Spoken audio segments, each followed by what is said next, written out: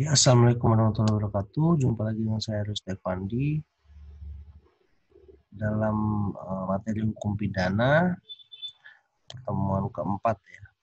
Keempat ini kita akan membahas tentang asas-asas hukum pidana. Ya. Jadi asas-asas hukum pidana ini merupakan suatu prinsip dalam menjalankan aturan hukum pidana. Jadi kita harus berpegang teguh pada asas-asas hukum pidana.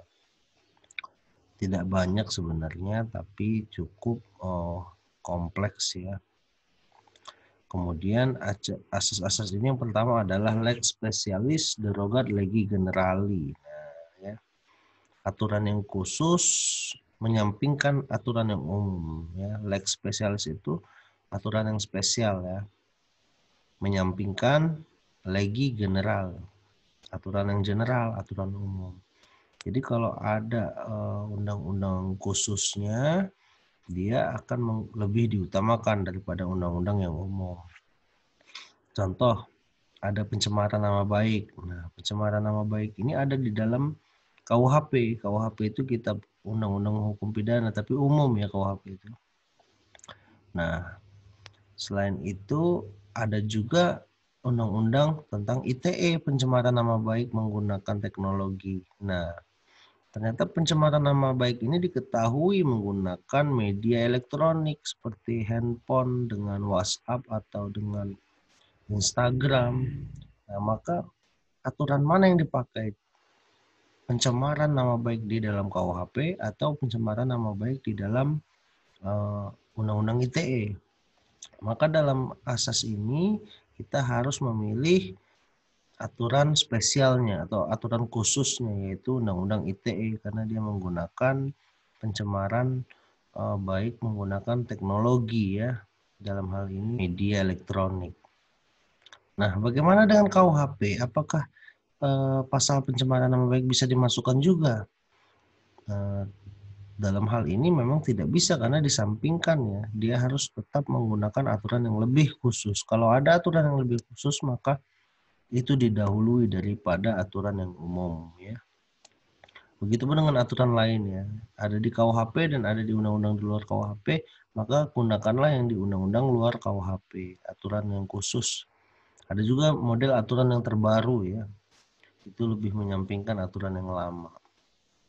Nah, tapi kita fokusnya di asas pidana itu di lex specialis derogat legi generali. Aturan khusus lebih diutamakan atau aturan umum disampingkan ya demi aturan khusus. Kemudian yang kedua ada asas legalitas. Nah, asas legalitas ini adalah asas pokok dari hukum ya. Sebenarnya bukan hanya hukum pidana. Seluruh aturan hukum yang berlaku di Indonesia sebagai negara hukum itu harus ada legalitas. Nah, apa legalitas itu? Nah, dikatakan bahasa Belandanya ada nullum delictum nulla poena sine praevei legi poneli, atau tiada perbuatan yang dapat dipidana sebelum ada aturan hukum.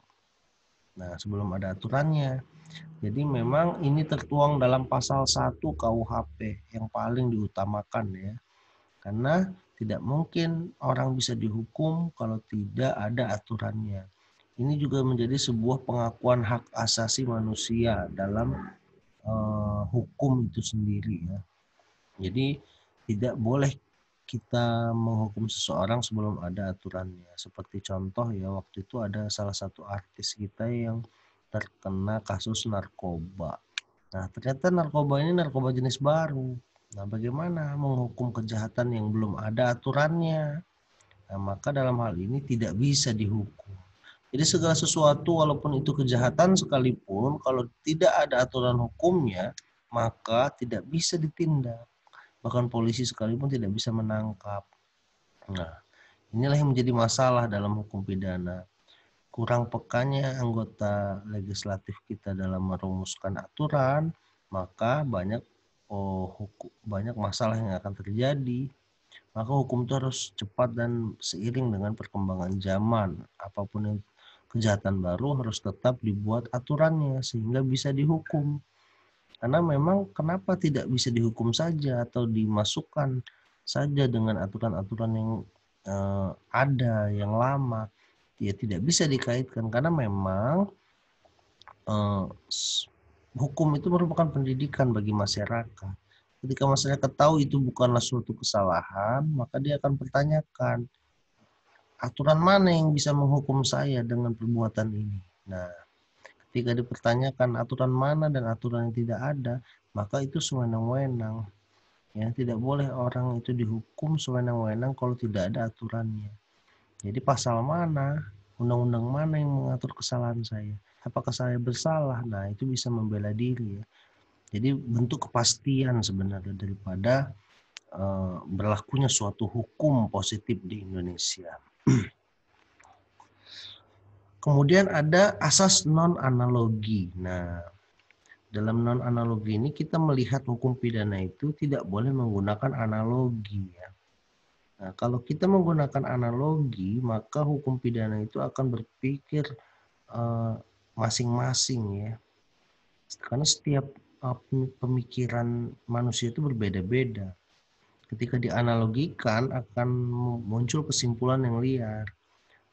Misalnya si A berpikir dengan analogi berbeda dengan si B, maka tidak akan ketemu. Maka hukum pidana khususnya itu harus mengikuti apa bunyi undang-undang dan bunyi pasal, sehingga tidak ditafsirkan dengan banyak analogi. Nah, itu yang dikhawatirkan. Maka hukum pidana tidak boleh menggunakan analogi, ya. Apalagi analogi-analogi yang tidak sesuai. Kemudian asas hukum pidana juga ada non retroaktif ya, tidak berlaku surut. Nah, ini juga selalu terjadi ya. Jadi tidak bisa dipidana seseorang sebelum ada aturan hukum. Kaitannya dengan asas legalitas ya. Tidak bisa dihukum seseorang sebelum ada aturan hukum. Maka non retroaktif ini adalah aturan hukum yang sesuai juga dengan asas legalitas ya.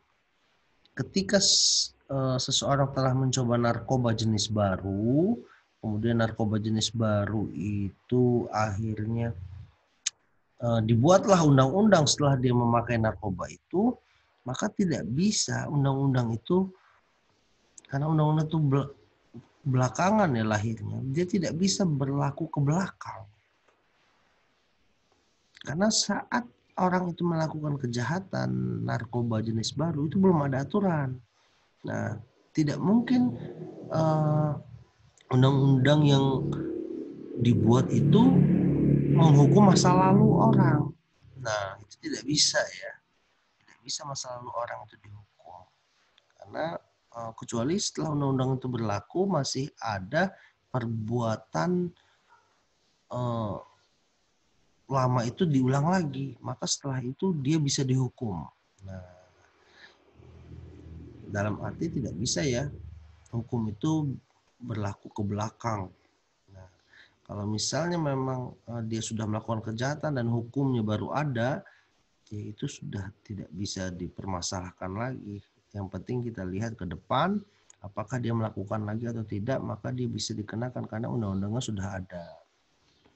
Ini salah satu kelemahan bila undang-undang tidak ada, tidak bisa menghukum ke belakang. Kalau dia menghukum ke belakang, berarti tidak ada komitmen hukum ya di situ.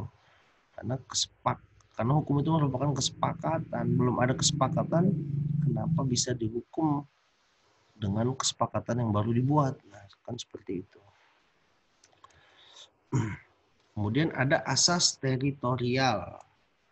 Nah, teritorial ini sebenarnya salah satu asas hukum pidana Indonesia yang berlaku bagi siapa saja yang melakukan kejahatan di wilayah Indonesia. KUHP dan undang-undang khusus pidana itu berlaku dari Sabang sampai Merauke. Artinya apa?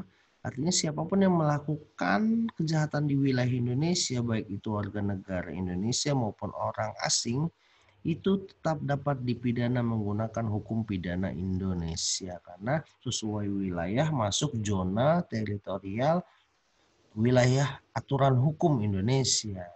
Nah, itu ya asas teritorial. Kemudian juga ada asas nasional aktif. Nah, ini ya. Asas nasional aktif ini dalam pasal 5 ya. Asas itu disebut juga sebagai asas personality. Nah, personal itu asas yang melihat orangnya berarti ya.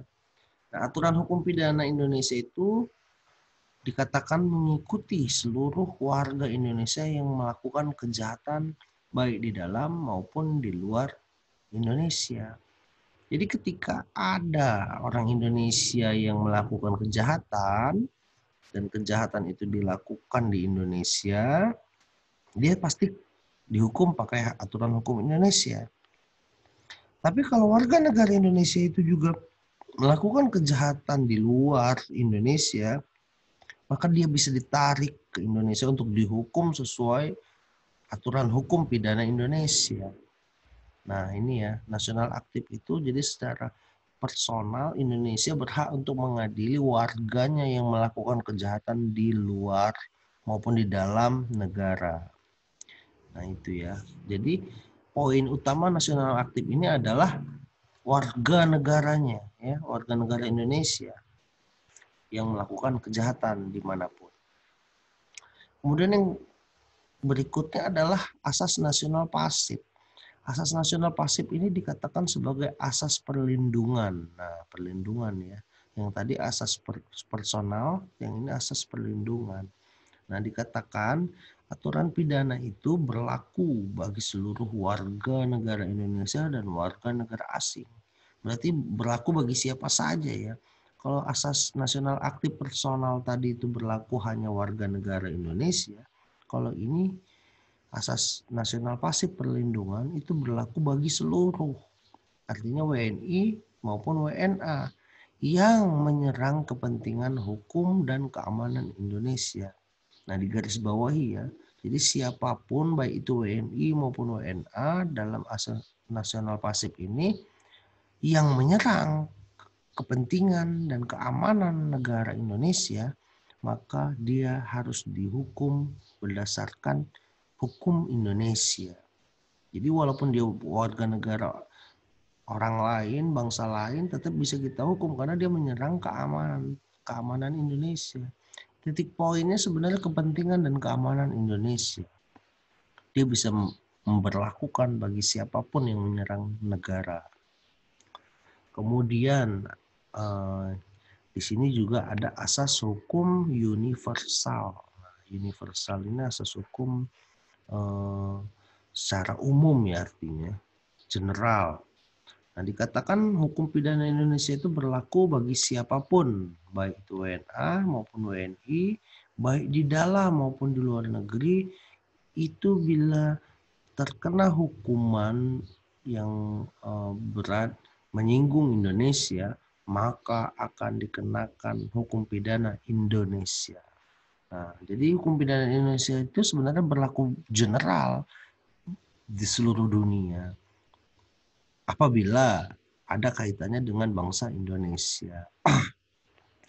Nah, itu ya sedikit terkait dengan aturan-aturan hukum pidana yang ada di Indonesia.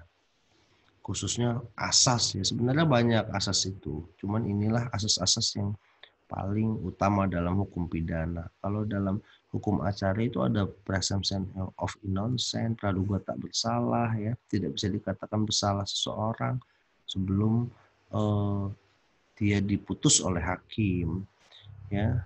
Kemudian ada asas kulpabilitas ya, tidak dipidana seseorang bila tidak ada kesalahan ya. Banyak sekali asas-asas itu sebenarnya.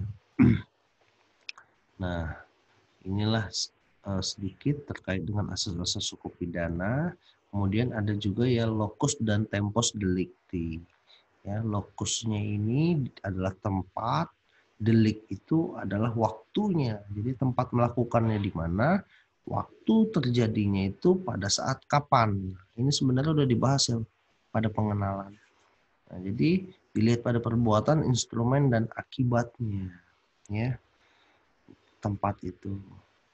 Nah, jadi jangan sampai salah tempatnya. Kemudian delik, tempus deliktinya, waktunya juga jangan sampai salah, hari apa, pukul berapa ya.